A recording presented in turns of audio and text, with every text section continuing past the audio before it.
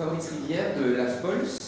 Mon collègue Pierre Frick de l'Union sociale pour l'habitat va arriver. On va vous présenter une démarche qu'on a initiée il y a 2 ans autour d'un projet d'école, l'école bas carbone, à l'initiative de l'Union sociale pour l'habitat et de 2 autres partenaires, qui sont l'IFPEB et Carbone 4.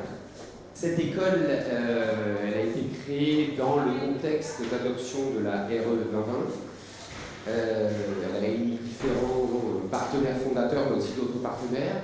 L'AFPOLS a été associée sur la partie formation, parce que nous sommes un organisme de formation. Nous sommes spécialisés sur le logement social. Bonjour Pierre. Et je vais laisser Pierre arriver. Et nous avons lancé les premiers outils, les premières formations l'année dernière. Et là, je vais laisser la parole à Pierre, qui va reprendre les éléments sur les... Bienvenue Pierre. Bonjour. Bonjour cher animateur. Bonjour tout le monde. Excusez-moi, monsieur, alors en fait, c'est vous qui êtes en avance. Ouais, d'accord. Bon, alors on a l'Union sociale pour l'habitat. Donc c'est 2 mots, hein, c'est la Confédération des organismes HLM. Donc c'est 500 organismes, 5 millions de logements, 100 000 neufs par an et 150 000 habitations par an. Donc vous comprenez qu'on se soit saisi très rapidement du sujet, qu'est-ce qui va se passer avec la RE 2020. Donc ça fait déjà 2 ans qu'on y travaille. Et on s'est inscrit, disons, dans la suite de ce qui avait été fait, si ça vous parle, de ce qu'on appelle l'expérimentation E plus C-, donc qui a préfiguré maintenant dès 2019 le sujet de ce que c'est que de faire une analyse carbone en cycle de vie des bâtiments au niveau de leur conception avant leur réalisation. Donc moi je travaille à l'ESH, à la direction des maîtrises d'ouvrage politique patrimoniale, et sur le sujet depuis plusieurs années avec des collègues plus spécialistes, mais qui n'ont pas pu être là aujourd'hui. Alors pour avancer, les flèches à droite, voilà. Donc en fait on a eu l'idée de créer ce qu'on appelait une école, l'école bas carbone du logement social, qu'on a créée en travaillant avec l'IFPEB et Carbone 4, qui ne sont pas mentionnés ici, qui par ailleurs ont aussi travaillé sur les mêmes certains outils qui sont les mêmes, dans le cadre du Hub des territoires avec des promoteurs. Vous en avez peut-être entendu parler parce qu'ils ont fait quelques webinaires ces derniers temps, nous aussi nous en avons fait. Donc c'est un peu le même outil, mais on l'utilise spécifiquement avec les opérations du logement social. Donc il s'agit bien sûr d'appréhender ensemble les enjeux du bas carbone et donc de créer un lieu pour échanger, partager, se doter d'outils de connaissances. C'est un lieu virtuel, c'est pas une école au sens... Il n'y a pas de personnalité juridique, hein, c'est un mot pour désigner le fait qu'on construise ce lieu qui sera un lieu numérique, qui est un lieu numérique parce qu'il existe depuis plus d'1 an.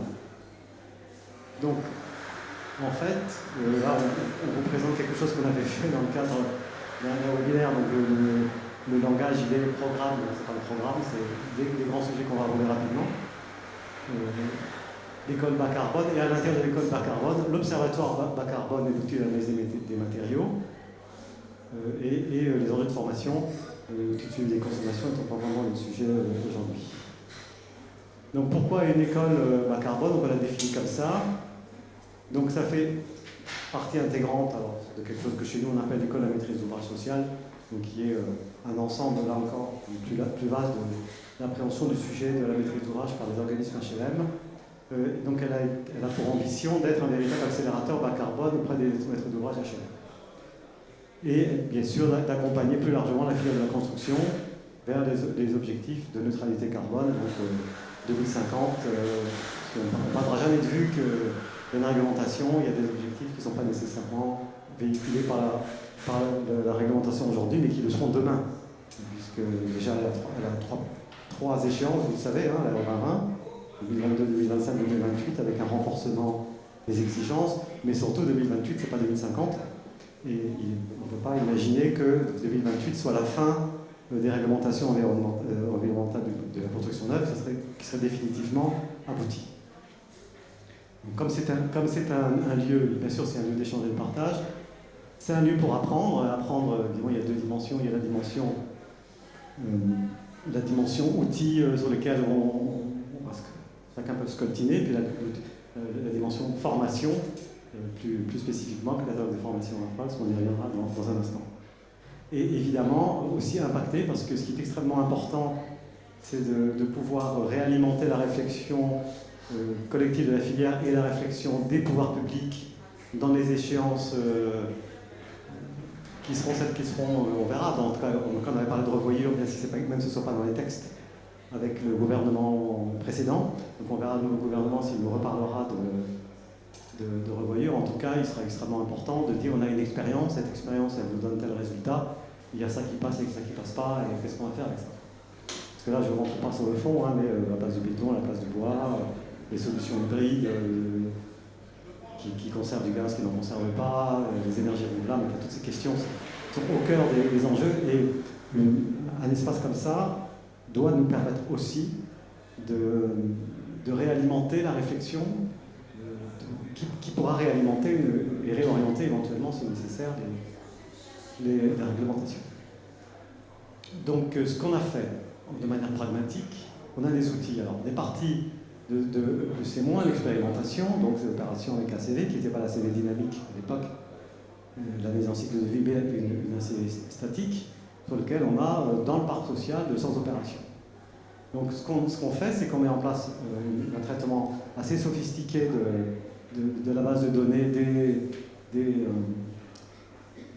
des audits énergétiques de ces projets, ceux qui sont enregistrés dans les bases du CSTB lors du dépôt des demandes de permis, et on les confronte avec un certain nombre de situations, et ce qui permet pour un organisme HLM qui souhaite finalement regarder ce qui se passe, entrer dans la base de données au travers de Power BI, faire des requêtes et obtenir un retour sur des opérations qui ressemblent à ce qui l'intéresse lui, qu'il aura défini par des tailles de bâtiment, des recours avec des matériaux, etc., et qui lui permet donc de positionner son bâtiment sur lequel il travaille, je dis bien le maître d'ouvrage, vis-à-vis d'autres bâtiments qui ont des configurations semblables. Donc ça ne se substitue en aucun cas au travail de la maîtrise d'œuvre, mais nous on considère en tant que représentant de maître d'ouvrage que le métier du maître d'ouvrage évolue dans ce contexte et qu'il ne peut pas se contenter de s'en remettre à ses maîtres d'œuvre, il doit savoir dialoguer avec eux, surtout en phase d'apprentissage, et donc avoir lui-même ses propres moyens de se dire mon bâtiment, s'il est contraint, il est dans un territoire donné, sur un terrain donné, avec une forme donnée, nombre d'étages, il peut y avoir des suggestions de matériaux qui sont imposés par une collectivité ou autre. Ce bâtiment, pour le faire, je sais qu'on peut faire ça, qu'on ne peut pas faire ça, il existe des exemples et je peux dialoguer avec ma maîtrise d'ouvrage autour de ça. Et l'autre outil qui permet aussi de dialoguer, donc c'est un outil matériaux, c'est-à-dire de pouvoir positionner les matériaux les uns par rapport aux autres, non pas un revêtement de sol. Il est intéressant de savoir qu'un revêtement de sol plastique par rapport à un revêtement de sol bois, par exemple, eh bien, il peut aussi, donc, dans la gamme de revêtements, avoir des performances qui sont des performances carbone satisfaisantes. Donc on appelle des diagrammes à moustache, vous avez un câble au cœur et puis vous avez deux extrémités en haut en bas, et vous pouvez voir qu'il y a des recouvrements entre différentes catégories de matériaux, qui permet aussi de dire qu'on n'est pas obligé de s'orienter vers une solution unique, et là encore ça crée des conditions de dialogue. Donc ceci, on l'associe à des outils qui sont plutôt des outils qu'on appelle des briefs, qui en réalité sont des tours d'horizon, ou des tours de la question complet, qui permet de... alors le premier ça a été le béton bas carbone. Qu'est-ce qu'on pouvait dire en 2020? Maintenant on pourra sûrement le mettre à jour, du béton bas carbone et des perspectives du béton bas carbone dans ce contexte. On travaille actuellement avec l'IFPEP justement sur d'autres sujets comme les équipements techniques ou comme finalement un peu plus global sur les bâtiments qui répondent à quoi aujourd'hui, c'est quoi les premiers retours sur les bâtiments bas carbone. Alors évidemment, je parlais de plus et moins, cet outil va être alimenté progressivement par les projets Rodin 20 au fur et à mesure des dépôts de permis et de l'entrée des audits énergétiques dans les bases de données, ce qui va permettre d'être toujours au top. Et aussi d'affiner, parce qu'aujourd'hui, on a peut-être vu dans la presse par l'IFPEB une confrontation des E plus et moins avec les Rodin 20, notamment parce que les règles ne sont pas les mêmes, mais aussi que la CV dynamique a pu changer les choses. Mais on avait beaucoup de fiches LDES qui étaient génériques, et c'est aussi un obstacle. Donc il va falloir bien sûr revenir là-dessus et recomparer tout ça avec des fiches spécifiques. Et enfin, les formations, si tu veux dire un mot sur les formations qui s'inscrivent dans ce contexte, par la fin. Donc, nous, on a été missionnés par l'Union sociale pour l'habitat pour s'occuper de la montée en compétence salariés divers et variés du secteur. Alors on s'est posé deux questions. On s'est posé la question de savoir qui était concerné par la RE 2020, et puis on s'est posé la question de savoir quand les différentes personnes concernées allaient être concernées. Sur la première question, on s'est rendu compte que quasiment tous les 85 000 salariés potentiellement du secteur du logement social allaient, de près ou de loin, être impactés, du directeur général jusqu'au gardien général.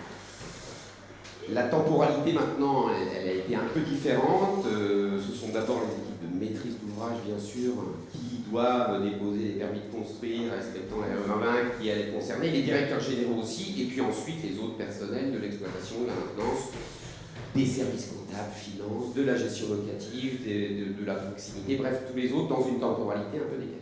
Donc ce qu'on a fait avec l'Union, c'est qu'on a bâti des objets de formation, on va dire, soit des stages, soit des vidéos, soit d'autres formats dans le cadre de formations certifiantes, et on distille peu à peu, dans le cadre de ces formations, la RE 2020, soit directement en décryptage de la RE, qui quand même révolutionne le mode de construire du futur, ou des éléments spécifiques dans le cadre de ces formations. C'est un long chantier, Pierre a rappelé les échéances, on en est au démarrage, et l'élément important, c'est de se dire que tous les personnels vont être impactés à des échelles différentes et que le sujet donc ne fait que démarrer. Je repasse. Oui, juste pour résumer, parce que je pense qu'après on arrivera à la fin du temps. Donc ce que j'appelle la moustache, c'est ça. Donc, on voit, peu importe le matériau concerné, que finalement si on peut positionner des matériaux donc, qui répondent par exemple au revêtement de sol, des différents types, on voit qu'on a des possibilités d'en trouver dans les extrêmes. C'est aussi une échelle de prix. Donc on a à la fois une échelle de prix et une échelle de performance avec ce type de diagramme, donc qui permet de faire ces comparaisons. Là encore, elles vont devoir s'affiner parce que c'est des fichiers DES qui elles-mêmes s'affinent, se refont en permanence.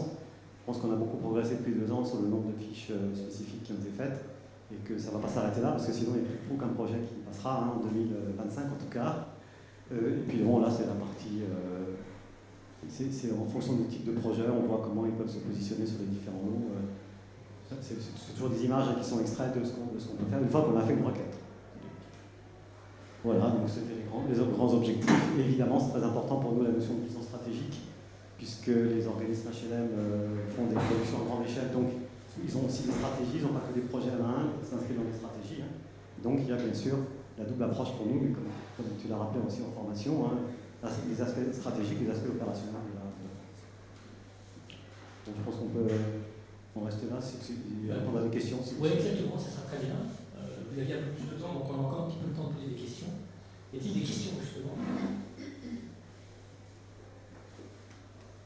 étiez en train de dire que vous êtes en train de construire une base de données. Ça veut dire que vous êtes capable de suivre, par exemple, chaque chantier donnera des données chaque chantier donne les données, puisqu'elles sont réglementaires, fournies réglementairement au dépôt du permis de construire. Les restes donc elles sont fournies, c'est celles qui sont exploitées.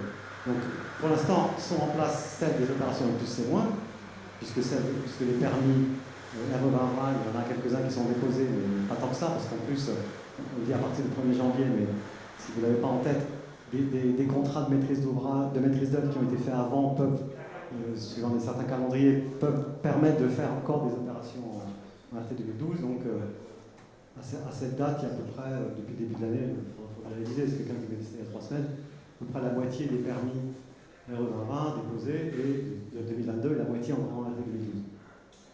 Donc ça, bien sûr, il y aura bientôt plus de RT 2012. Donc on n'a pas encore de quoi alimenter fortement cette base. Mais bien entendu, c'est un objectif, c'est de les faire entrer progressivement dans la base. Donc d'ici 1 an, on va dire, à la fin de l'année, premier semestre, on aura une capacité à se dire les opérations RE 2020, elles se situent comme ça par rapport au type de matériaux utilisés en termes de résultats, etc. C'est surtout en préparation de l'échéance 2025, puisque l'échéance 2022 est relativement facile à passer, mais l'échéance 2025 est beaucoup plus difficile à passer. Aujourd'hui, on sait que le plus et moins ne passe pas l'échéance 2025, mais on sait aussi qu'ils n'ont pas été étudiés pour ça et qu'il y a beaucoup de LDV génériques. L'enjeu, ça sera de vérifier d'ici en courant 2023 quels sont les projets qu'on aura conçus en RE 2020 2022 et qui pourraient passer en 2025 ne pas passer. Et j'ai bien compris qu'il s'agit d'une mesure, pas de stimulation. Il s'agit d'études. Hein. Il s'agit d'études, et c'est d'études au moment du dépôt du permis de construire. Vous n'êtes pas sûr alors que votre étude correspond à la réalité? Non mais c'est conventionnel de toute façon, ça ne correspond jamais à la réalité. Mais c'est vrai que c'est pas, la réalisation peut être différente. Il y aura de toute façon avec le temps aussi des données sur la réalisation qui seront obligatoirement déposées à la fin, sur les modifications.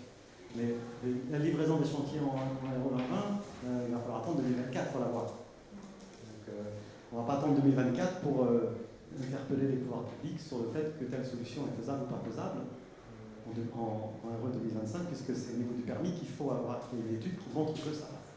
Et là, tu expliquais qu'il y avait 200 projets qui avaient commencé à constituer la base initiale, c'est ça? Ouais, c'est le plus c'est moins l'expérimentation 2019. Et donc, ensuite, tous les projets nationaux alimenteront Les projets des organismes HLM qui acceptent qu'on le fasse. Puisqu'on peut récupérer leurs données que s'ils sont d'accord. Bien sûr. Mais bon, il y aura beaucoup de gens qui accepteront. Et donc, si on part dans l'idée, finalement, on donne un outil pour que les acteurs du logement social, finalement, puissent mieux appréhender et avoir un regard un peu sur ce que va leur proposer la maîtrise d'œuvre. Nous, on a considéré ça. C'est un outil de contre-pouvoir. Il y a le fait qu'on veut avoir de la connaissance pour discuter avec les pouvoirs publics sur l'argumentation. Éventuellement une revoyure, en tout cas le fait qu'on puisse faire de 2025 ou pas. Il y a des notions de prix aussi, bon, qui sont un peu perturbées parce qu'il y a d'autres raisons pour lesquelles les prix bougent actuellement. Et en même temps, effectivement, on considère que dans une phase d'apprentissage, les maîtres d'ouvrage doivent être en capacité de dialoguer avec le maître d'œuvre, qui eux-mêmes sont en phase d'apprentissage. C'est quand même rentrer dans la série de carbone, c'est pas la même chose que de passer de RT 2005 à RT 2012 où finalement on gardait les mêmes immeubles, on montait les épaisseurs d'isolant, éventuellement on allait vers des solutions techniques plus performantes, mais qui étaient évidemment offertes par les industriels assez naturellement dans la continuité de celle qu'il y avait avant. Déjà, on disait en 2012, oui, ça sera pas possible, ça va coûter 25 000. On a toujours crié au loup, et on continue à construire, c'est vrai. Mais bon, on nous dit aussi qu'on construit des logements de plus en plus petits, et que c'est un problème. Ça a été la fin, le grand chantier de la fin du dernier gouvernement sur la partie logement, enfin logement et architecture. C'est pas sans raison. Alors oui, c'est la faute du pompier, c'est aussi la faute de la construction. Après, maintenant, on est dans une période trouble, on ne sait plus d'où viennent les prix, puisqu'il y a une hausse des matériaux, il y a la REP qui va monter de 3-4% le prix des constructions neuves, donc on ne saura plus retrouver nos petits dans un premier temps. Mais on pourra qu'observer rétrospectivement ce qui sera passé. Ok, bah écoutez, très bien tous les deux. Merci encore.